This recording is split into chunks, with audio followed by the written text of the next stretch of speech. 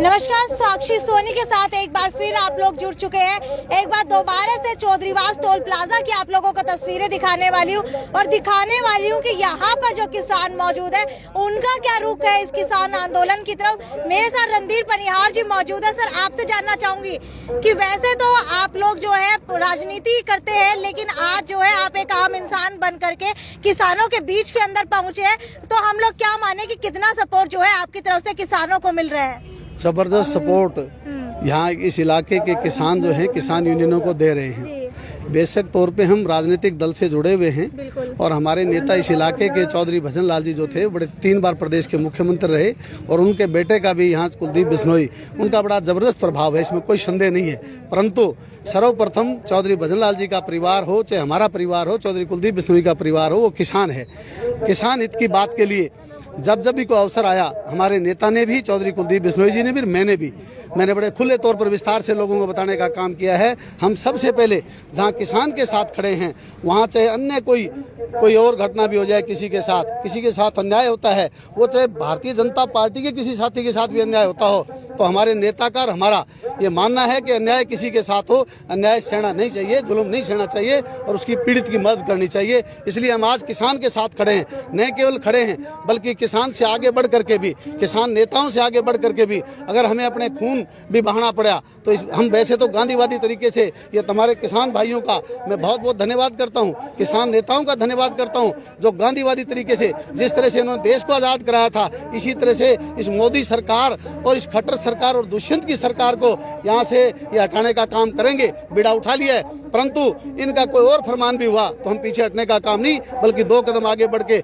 हर तरह से, तन से, मन से, धन से, तीनों बात से इनकी मदद करने का काम करेंगे जो आपके सामने है। रणधीर जी, आपसे जानना चाहूंगी कि कृषि मंत्री नरेंद्र सिंह तोमर का बयान आया कि विपक्ष की तरफ से किसानों को भड़काया जा रहा है और आने वाले समय में हो सकता है कोई जो है उग्र व्यवहार किसानों की तरफ से यहाँ पर देखने को मिल सकता है, तो क्या विपक्ष जो है किसानों को भड़का रहा है? आपके सामने है। हाँ। सभी राजनीतिक दल के लोग इधर ये देखना ये क्या है, ये भाई क्या है, ये बोलो क्या है? ये कांग्रेस पार्टी के लोग हैं, ये इंडियन नेशनल के लोग हैं। मेरा भाई एक सम्मानित साथी है, इसके मन में एक साधारण तौर पे एक साधारण व्यक्ति भी उसके मन में ये है कि किसानों के साथ अन्याय है, इसलिए इसको मैं दाद देता हूँ इसकी बहादुरी की कि आकर के इस भाई ने भी ये जबरदस्त तरीके से हमारे को आंदोलन में साथ देने का काम किया है। एक नहीं, अनेकों ऐसे लिखा हुआ तो है शर्ट के ऊपर, अपना मोदी अपना मनोहर, कैप्टन भूपेंद्र वीर चक्र के साथ जो टी शर्ट जो है भाजपा की है, लेकिन समर्थन किसानों को यहाँ पर देते हुए नजर आ रहे हैं। आपसे जानना चाहूंगी, एक बार आप कुछ कहने का प्रयास कर रहे थे इसके अंदर। मैं ये कह रहा हूँ कि आज किसान के ऊपर भारी हमला हो रहा है, ऊपर से नहीं, विपक्ष की तरफ से भड़काया जा रहा है। इस क्वेश्चन के ऊपर आप कुछ कह रहे थे? बिल्कुल, ये जो न बीजेपी का अपना ढोंग है, अपना चरित्र है, इसने इस प्रदेश के, इस देश के किसान को जाति में, धर्म में, इलाके में, यहाँ तक की गोत्र तक मतलब बांटने का प्रयास करा, परंतु पूरे देश का, पूरे प्रदेश का और हिसार का किसान इस मुट्ठी की तरह से एक है, एक रहेगा। और उसका उदाहरण आपके सामने ये आज का जो न पूरे हरियाणा के अंदर, पूरे हरियाणा के और हिसार जिले का, मैं अखिल भारतीय किसान संघर्ष समिति का जो यहाँ 28-30 संगठन है उनका कन्वीनर होने के नाते सभी का धन्यवाद करते हुए ये कहूँगा कि ये आंदोलन ऊंचा बुलंदियों पर जाएगा। अच्छा रणधीर जी, आपसे पूछना चाहूंगी कि इस आंदोलन का कितना असर जो है केंद्र सरकार और हरियाणा सरकार के ऊपर पड़ने वाला है? ये एक ऐसी जमात है किसान वर्ग जिन्होंने देश की आज़ादी के समय जो अंग्रेज कितने साल से राज करते थे, उनको बहुत बढ़िया लोकतांत्रिक तरीके से, बहुत बढ़िया गांधीवादी तरीके से उनको भगाने का काम कर दिया।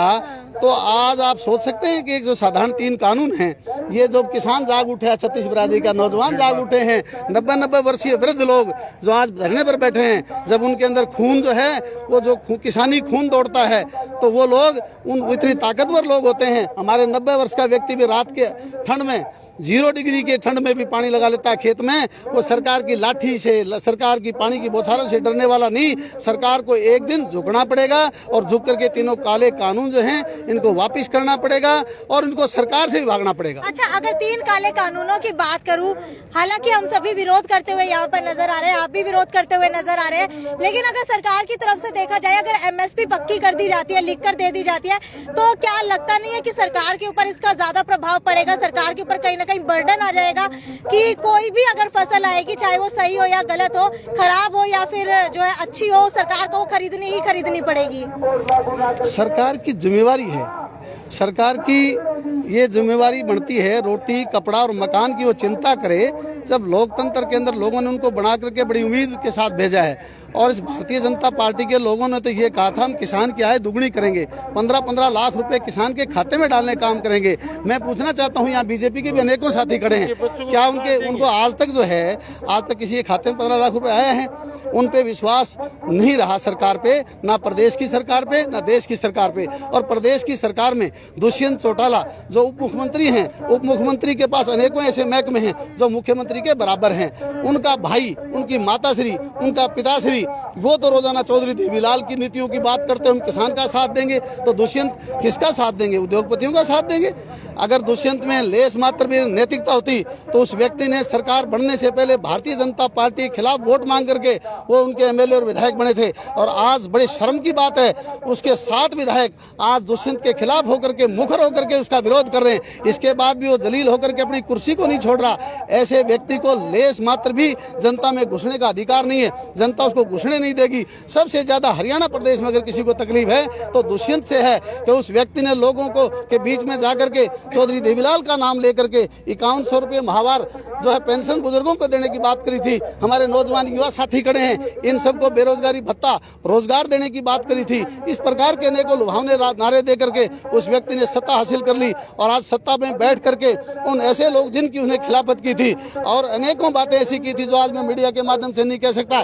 जाति पाति तक उतर करके भी उसने इस प्रकार के आरोप लगाए थे कि जो व्यक्ति इनके खट्टर के साथ रहेगा वो तो हमारा कौम का व्यक्ति नहीं है। आज या तो वो हमारे कौम के व्यक्ति नहीं है, हमारी कौम तो वही है जो हमारी पहले थी। कौम बदली है तो उनकी बदली है, इसलिए उसको खुली चुनौती है जनता की तरफ से। वो जनता में अपने 10 के 10 लोगों के इस्तीफे दे करके, हरियाणा प्रदेश की विधानसभा से इस्तीफा दे करके वो मैदान में आए।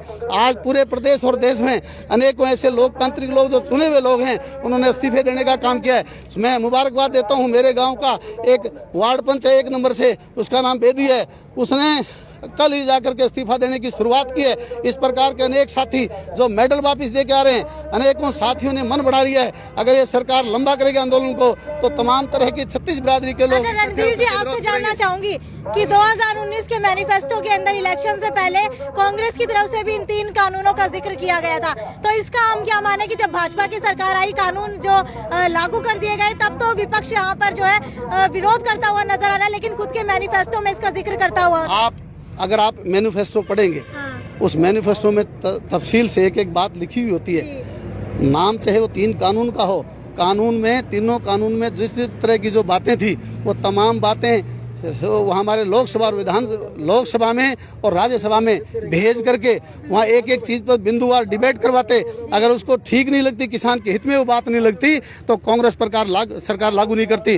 किसी प्रकार का कोई चीज़ हो, कांग्रेस पार्टी ने लोकतांत्रिक तरीके से हर बात को पूरा करने का काम किया है। चाहे अपनी ही सरकार में कुछ ऐसे मंत्री बैठे थे, विरोधी पक्ष के लोगों ने अनेक प्रकार के जब आरोप लगाए, श्रीमती सोनिया गांधी और मनमोहन सिंह जी ने उन लोगों पर केस दर्ज करके जेल में डालने का काम, पहला काम कांग्रेस पार्टी ने किया था।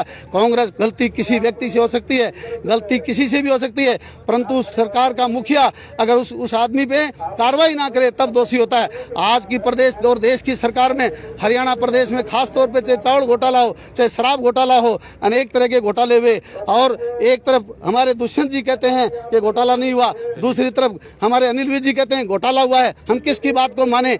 ऐसी सरकार जो बीच में दीवार खड़ी है और दोनों आपके कड़ के कड़ मिलाए खड़े हैं, फिर भी केवल अपने निजी लाभ के लिए, आर्थिक लाभ के लिए, अपने घर के लाभ के लिए वो सरकार चला रहे हैं, जनता के लाभ के लिए नहीं चला रहे। ये खुली चुनौती है। अच्छा, आपसे पूछना चाहूंगी, विपक्ष होने के नाते आप लोगों की क्या चाणक्य नीति रहने वाली है? क्योंकि सरकार की तरफ से पंचायत इलेक्शन जल्दी करवाने की चाणक्य नीति यहाँ पर अपना दी गई है। अब विपक्ष की तरफ से इसके अंदर क्या भूमिका रहने वाली है? आपने हरियाणा प्रदेश में जो उपचुनाव देखा, आप लोगों ने जब वो चुनाव से पहले घोषित करने से पहले ही भारतीय जनता पार्टी के लोग वहां जाकर के बूथ पर जाकर के जिस तरह से रणनीति बनाई, इसके बावजूद भी प्रदेश की जनता ने उनको 10,000 से अधिक वोटों से हराने का काम किया। आप समझ सकते हैं जब जनता जाग उठती है तो वहां कोई रणनीति सरकार की तरफ से कहीं ना कहीं ये रणनीति है कि अगर पंचायत इलेक्शन पहले करा दिए जाते तो सभी के सभी किसान जो है आंदोलन छोड़ करके अपने गाँव के अंदर पंचायत इलेक्शन संभालने के लिए पहुँच जाएंगे। तो इसके अंदर विपक्ष की क्या भूमिका रहने वाली है?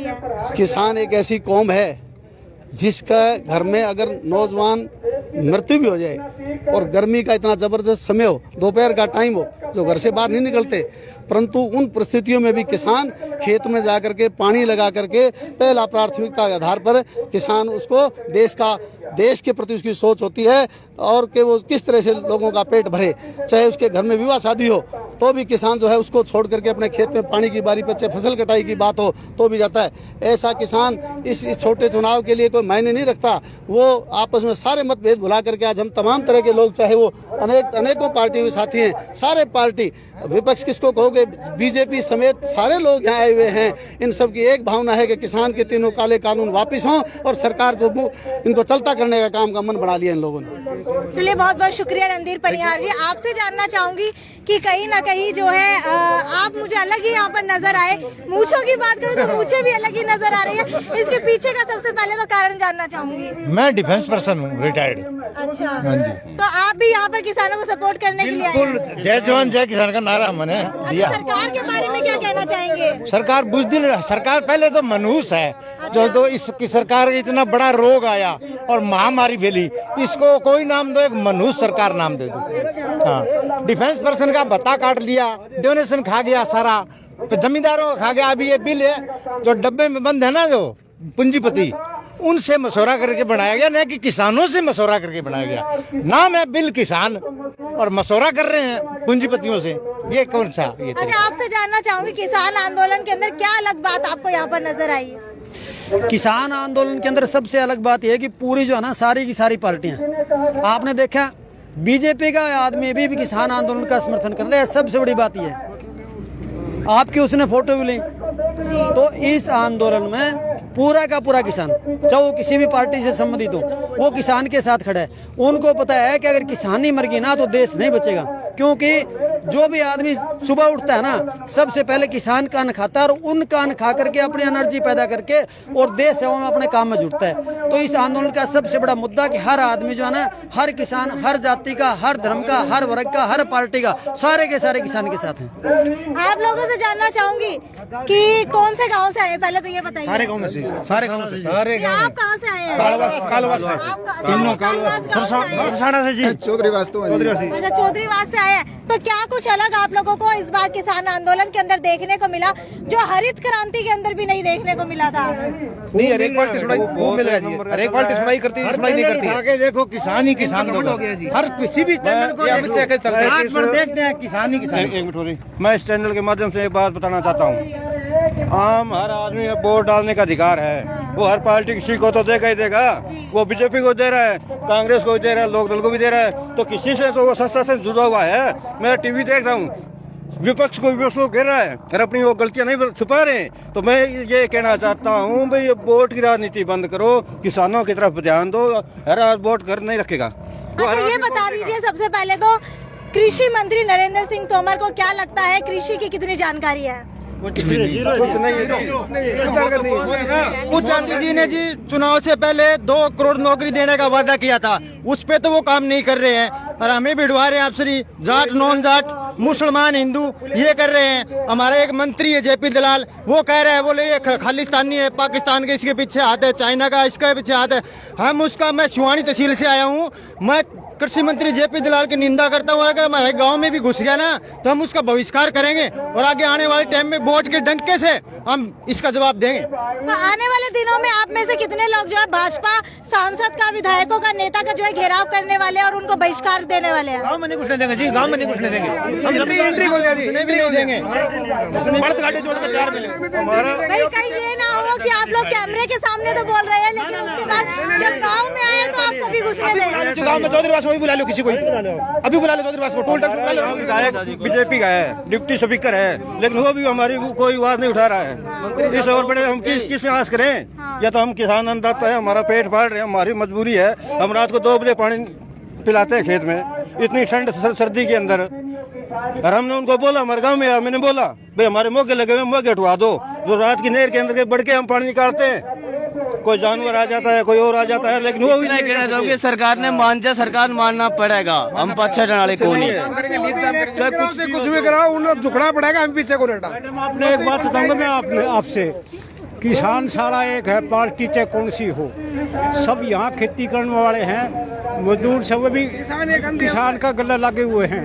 हमने पार्टी है कोई मतलब नहीं, हमारा हक लेके रहो, हम छोड़ देंगे हमारी। अच्छा, मुख्यमंत्री और खट्टर जी के बारे में आपसे जानना चाहूंगी। मुख्यमंत्री खट्टर के बारे में अगर एक लाइन के अंदर कुछ कहना हो आप तो क्या कहना चाहेंगे? मुख्यमंत्री को जो ये भी नहीं पता कि कौन सी फसल में कितना पानी दे जा, क्या चीज बेच जा, कौन से किले में अगर बता दे तो गारंटी है। मुख्यमंत्री तो दुर्भाग्यपूर्वक से हमारा ऐसा मना दिया, उसने कुछ भी नहीं पता है कि किसान होता ही क्या है। अगर वो किसान को जानता तो आज हमारी बातें सुनता, न कि हमारे पे लाठियां चलवाता, न कि हमारे पे पानी की बौछार करवाता, न कि हमारे रोड खुदवाता, न बैरिकेड लगवाता। मुख्यमंत्री तो 0% जीरो ही है। अच्छा, पंजाब की विधानसभा के अंदर जो ये 3 कृषि बिल थे इनको नकार दिया गया था, क्या आप लोगों को नहीं लगता कि हरियाणा की विधानसभा के अंदर भी ये नकारा जा सकता था? देखो जी, ये कोरोना काल के अंदर आपातकाल स्थिति में तो ये पीछे चोर दरवाजे से लेके आए तीनों काले कानून, फिर लेके आए तो किसी से पूछे नहीं। हम चाहते ही नहीं इन काले कानूनों को, तो क्यों लेके आए? अगर लेके आए तो हमारे से बात करें, हमें वहाँ बुला दिया जाता है, फिर बोले अगले टाइम आना, आगे आपको छठे दौर की वार्ता करने के लिए देंगे। अगर करना ही है तो एक बार में करो ना, बार बार क्यों बुलाते हो? तो ये कुछ नहीं है, ये एक झांसा दे रहे हैं खाली, लेकिन हम भी हटने वाले नहीं है। जय जवान जय किसान। खैर, ये तो थे चौधरीवास के किसान। आप लोगों को बता दूं कि कहीं ना कहीं जब बिल को कानून के अंदर तब्दील किया गया और बिल भी जब पेश किया गया तो उसके ऊपर संसद के अंदर कोई भी चर्चा नहीं की गई थी। ये शायद इतिहास का पहला ऐसा कानून होगा जिसके अंदर सीधा सरकार लेकर के आई और सीधा इसको जो है पास करा दिया गया। और जो विधानसभा के डिप्टी स्पीकर है उनकी तरफ से अभी कुछ भी नहीं कहा गया था। अभी जो है किसान अपनी बातों के ऊपर डटे हुए हैं। अगर दिल्ली की बात करूं तो दिल्ली के अंदर भी सिंगू बॉर्डर की बात करूं, टिकरी बॉर्डर की बात करूं, सभी के ऊपर जो है किसान अपना धरना डाल करके बैठे हुए हैं। और इसका आगाज जो है हरियाणा के अंदर भी हो चुका है। हिसार के अंदर भी सारी की सारी जनता जो है किसानों का समर्थन करती हुई यहाँ पर नजर आ रही है। आज 12 दिसंबर की ये तारीख है जब सभी के सभी टोल प्लाजा को बंद करवा दिया गया है। टोल प्लाजा बंद करवाने के पीछे का भी यही कारण है कि सड़कें तो इतनी घटिया सामग्री के साथ बनाई जाती है, उसके बाद इन भारी टोल जो है किसानों से और आम जनता से वसूला जा रहा है। ये एक आह्वान किया गया था किसानों के द्वारा आज, और 12 दिसंबर को कहीं ना कहीं जो है ये साकार होता हुआ नजर आ रहा है। इसके बाद 14 दिसंबर को किसानों की रणनीति रहने वाली है। सभी के सभी भाजपा नेताओं का घेराव किया जाएगा, हाईवे जाम किए जाएंगे और भी कई रणनीतियां जो है अभी गुरनाम सिंह चडूने के द्वारा क्लियर कर दी जाएंगे। उसके बाद मैं आप लोगों को बताऊंगी कि किस तरीके की रणनीति जो है आगे किसान की रहने वाली है और इसके अंदर विपक्ष की कितनी भूमिका रहती है। तब तक जुड़े रहिए आप मेरे साथ। और अगर कोई भी बात आप लोग कहना चाहते हैं किसानों के बारे में या आपका भी कोई प्रश्न है इन 3 कृषि कानूनों से जुड़ा हुआ, तो आप लोग हमें कमेंट बॉक्स के अंदर लिख करके बता सकते हैं। मैं आपकी आवाज जरूर उठाऊंगी। अगली जो भी लाइव वीडियो होगी उसके अंदर आपका क्वेश्चन जरूर उठाया जाएगा। तब तक ज्यादा से ज्यादा शेयर कीजिए और किसानों के समर्थन के अंदर इसको शेयर कीजिए। हमारे पेज के लिए नहीं, आपके खुद के लिए, आपके अन्नदाता के लिए इस वीडियो को शेयर कीजिए और ज्यादा से ज्यादा कमेंट के अंदर जय किसान लिख करके हमें बताएं। ये थी साक्षी सोनी की रिपोर्ट अपने सहयोगी नवनीत के साथ चौधरीवास से। नमस्कार।